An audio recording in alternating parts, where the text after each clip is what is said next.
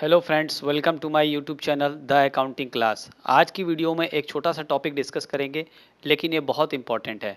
आपने not for profit organisation पढ़ा होगा, यानी एनपीओ।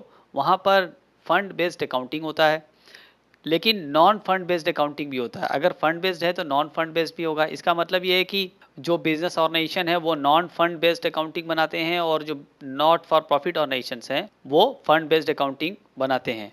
आइए इसके बारे में हम लोग कुछ डिफरेंस को देख लेते हैं। क्या डिफरेंस है दोनों में, फंड बेस्ड अकाउंटिंग और नॉन फंड बेस्ड अकाउंटिंग।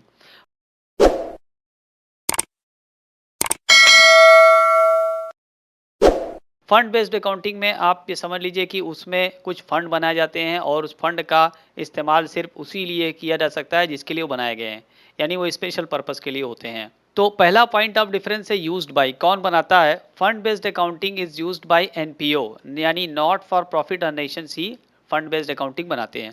जबकि नॉन फंड बेस्ड अकाउंटिंग कोई भी प्रॉफिट मेकिंग ऑर्गेनाइजेशन बना सकती हैं, चाहे वो कोई भी बिजनेस कंसर्न हो, वो नॉन फंड बेस्ड अकाउंटिंग बनाते हैं। बनाने का बेसिस क्या होता है। अकाउंटिंग को बनाने का आपको पता है कि दो बेसिस होता है, एक होता है कैश बेसिस और एक होता है एक्रूअल बेसिस। तो ये जो फंड बेस्ड अकाउंटिंग होता है ये कैश बेसिस पर बनाया जाता है। एनपीओ में आपको पता है कि जो फाइनेंशियल स्टेटमेंट बनाए जाते हैं उसके अंदर एक होता है रिसीट एंड पेमेंट अकाउंट, और एक होता है इनकम एंड एक्सपेंडिचर, और एक बैलेंस शीट। तो जो रिसीट एंड पेमेंट अकाउंट बनता है एनपीओ के अंदर वो कैश बेसिस पर बनता है। तो ये मैंने याद दिलाने के लिए आपको बताया है। फंड बेस्ड अकाउंटिंग भी एक कैश बेसिस पे ही बनाया जाता है, जबकि non fund accounting accrual basis पर बनाया जाता है। एक्रूअल बेसिस ज़्यादा साइंटिफिक, ज़्यादा एक्यूरेट रिजल्ट देता है। एक्रूअल बेसिस पे हम टाइम पीरियड को कंसिडर करते हैं, एक टाइम पीरियड से रिलेटेड एक्सपेंसेस और इनकम को लिखते हैं। जबकि कैश बेसिस में हम टाइम पीरियड को कंसिडर नहीं करते हैं। कोई भी इनफ्लो हो कैश का या कोई भी आउटफ्लो हो कैश का, वो किसी भी साल का हो, रिकॉर्ड कर लिया जाता है। तीसरा पॉइंट ऑफ डिफरेंस है इकोनॉमिक इंटरेस्ट। किसका इकोनॉमिक इंटरेस्ट होता है फंड बेस्ड अकाउंटिंग में और किसका होता है नॉन फंड अकाउंटिंग में। देखिए, ये जो फंड बेस्ड अकाउंटिंग है ये एनपीओ के द्वारा बनाया जाता है, और एनपीओ आपको पता है कि ये प्रॉफिट ऑर्गेनाइजेशन नहीं होते। इनका नाम ही है नॉट फॉर प्रॉफिट, यानी प्रॉफिट कमाना उनका मकसद नहीं है, उनका पर्पस नहीं होता है। तो इसलिए इसमें जो ओनर्स होते हैं उनका कोई इकोनॉमिक इंटरेस्ट नहीं होता है, यानी आर्थिक लाभ के लिए ये फंड बेस्ड अकाउंटिंग नहीं बनाया जाता है। जबकि नॉन फंड अकाउंटिंग जो होता है वो आर्थिक लाभ या इकोनॉमिक बेनिफिट के लिए बनाया जाता है, इसलिए उसका जो ओनर होता है उसका इकोनॉमिक इंटरेस्ट होता है नॉन फंड अकाउंटिंग में। चौथा है अकाउंटेबिलिटी, यानी जवाबदेही, कौन किसके लिए जवाबदेह होता है। फंड बेस्ड अकाउंटिंग में देख लेते हैं। Accountability is towards law, regulation, legislature, parliament, contributor and donors of funds.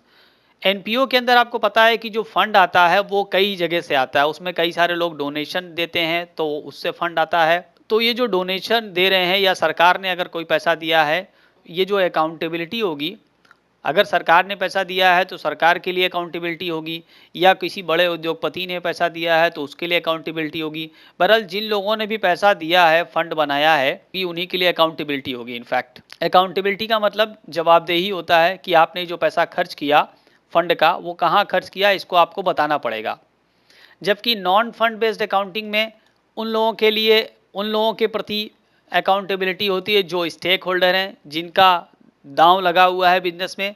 Stake holder owners होता है, ओनर सबसे पहला स्टेक होल्डर होता है किसी भी बिजनेस का। मालिक, क्योंकि उसका पैसा लगा हुआ है, उसकी पूंजी लगी हुई है, तो वह स्टेक होल्डर है। तो जो अकाउंटेबिलिटी बनेगी ओनर के लिए बनेगी। क्रेडिटर्स के लिए बनेगी, क्योंकि क्रेडिटर्स ने माल को उधार पर दिया है आपके बिजनेस को। तो वो लोग जिन लोगों ने आपको उधार दिया है पैसा या उधार पे माल दिया है, वो उनका भी इंटरेस्ट है आपके बिजनेस में, इसलिए उनके प्रति भी अकाउंटेबिलिटी बनेगी। गवर्नमेंट, गवर्नमेंट के लिए भी अकाउंटेबिलिटी बनेगी, गवर्नमेंट को आपको टैक्स देना होता है। रेगुलेटर्स, वो लोग जो रेगुलेट कर रहे हैं आपके बिजनेस को, वो संस्थाएं जो रेगुलेटर्स हैं उनके लिए भी आपकी अकाउंटेबिलिटी बनती है। तो जो कुछ भी हो रहा है नॉन फंड अकाउंटिंग में वो इन सारे लोगों को जवाब देना पड़ेगा। जबकि फंड बेस्ड अकाउंटिंग में जो जवाबदेही बनेगी वो डोनर्स या कंट्रीब्यूटर्स के लिए बनती है। पांचवा पॉइंट ऑफ डिफरेंस है फाइनेंशियल स्टेटमेंट।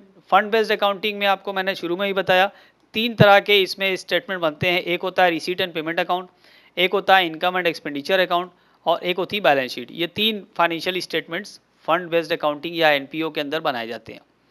जबकि नॉन फंड अकाउंटिंग में आपको पता है कि trading and profit and loss account बनाया जाता है और बैलेंस शीट बनाई जाती है। ये चीज़ें मस्ट हैं। यूजुअल अर्निंग्स की बात कर लें हम।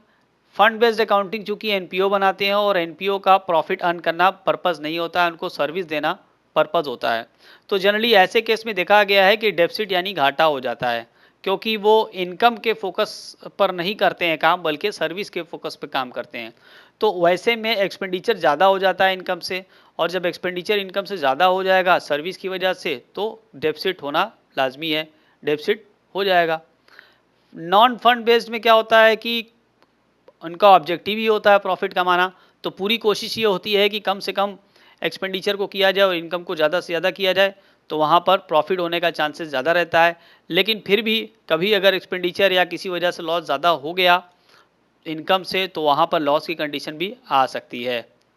तो यूजुअल रिजल्ट यहाँ पर प्रॉफिट या लॉस में से कुछ भी हो सकता है, लेकिन ज़्यादातर देखा जाए तो प्रॉफिट हो जाता है। उम्मीद करते हैं इन्फॉर्मेशन आपको यूज़फुल लगी होगी। तो अगर आपने मेरे चैनल को नहीं सब्सक्राइब किया है, आप चैनल पर नए हैं, तो प्लीज़ इसको सब्सक्राइब कर लीजिए और बेल आइकन को प्रेस कर दीजिए ताकि मेरी हर वीडियो की नोटिफिकेशन आपको मिल जाए। वीडियो अच्छा लगा हो तो इसको एक बार शेयर ज़रूर कर दें। अपना बहुत ख्याल रखें, मिलते हैं अगली वीडियो में, तब तक के लिए गुड बाय।